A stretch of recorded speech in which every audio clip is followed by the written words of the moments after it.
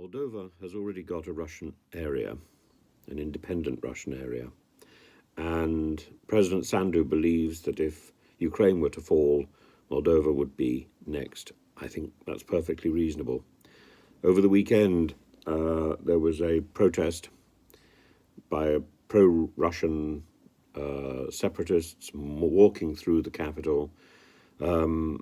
The president fears diversionists with military training, has feared this for some time. And it doesn't matter how many Russian sympathizers are denied from entering the country, this movement will continue. And Russia has so many ways, or the Kremlin has so many ways of igniting confusion and terror. It's doing it in Moldova, it's doing it in Serbia, it's doing it on the fringes of Kosovo. And should the Ukraine situation go wrong in either direction, then we can expect further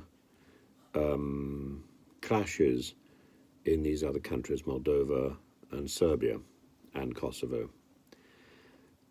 This is why it's so important that there is conversation going on. It's not we're not talking out of turn or trying to negotiate what is rightfully Ukraine's.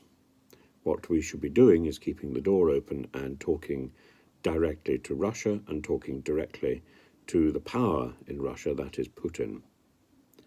It's no good delegating this to other people. And I think at the beginning of this war, a year ago, we were wrong.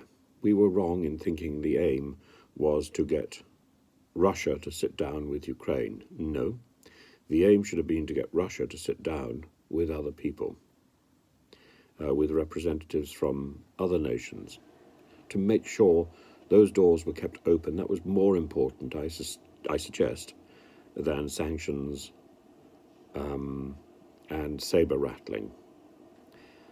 Again, I come back to the issue. I think Liz Truss did more damage as Foreign Secretary than she ever did as Prime Minister. Her standoff with Mr. Lavrov closed doors that should have remained ajar. And we see the problem developing now. If Russia has nobody in the West to talk to, it will talk to the East. We also need, as a matter of urgency, to open doors with China. And the balloon debacle across the United States and our obsessive looking at the skies since then has caused, again, more trouble than it was worth. Our urgency is to keep the doors open. And this is not about appeasement, this is about conversation. We are not at war with Russia. We are not at war with China.